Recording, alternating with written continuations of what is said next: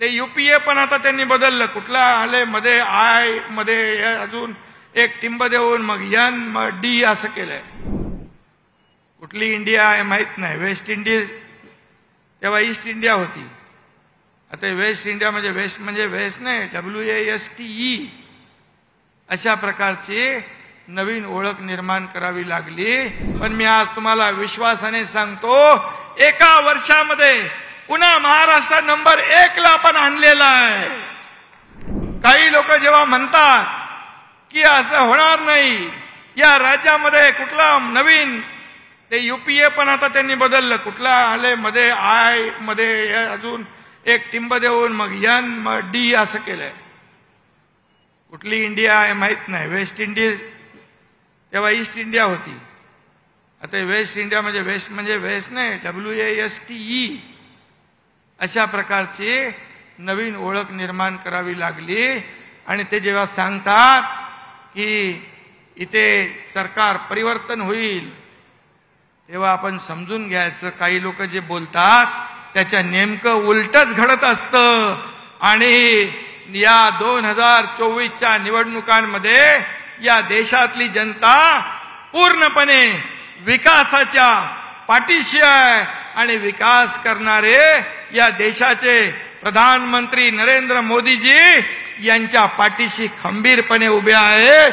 त्यामुळे चिंता नाही. परंतु आपण राज्य म्हणून आपलं देखील काम आहे, आपलं देखील कर्तव्य आहे. आणि म्हणूनच त्यांचं जे स्वप्न या भारताला पुढे न्यायचं, या भारताची जी $5 ट्रिलियन इकॉनॉमी 3 ट्रिलियन वर आणायची, त्याच्यामध्ये देखील आपल्या महाराष्ट्राचा $1 ट्रिलियन हिस्सा आपण पार पाडायचा आहे. आणि त्यासाठीच आम्ही दिवस रात्र मेहनत करतोय. आज मला सांगायला अभिमान वाटतो, आपल्या राज्यात देशात सगळ्यात मोठ्या प्रमाणावर पायाभूत सुविधाचे प्रकल्प सुरू आहेत. मोठ्या प्रमाणावर परदेशी गुंतवणूक येते.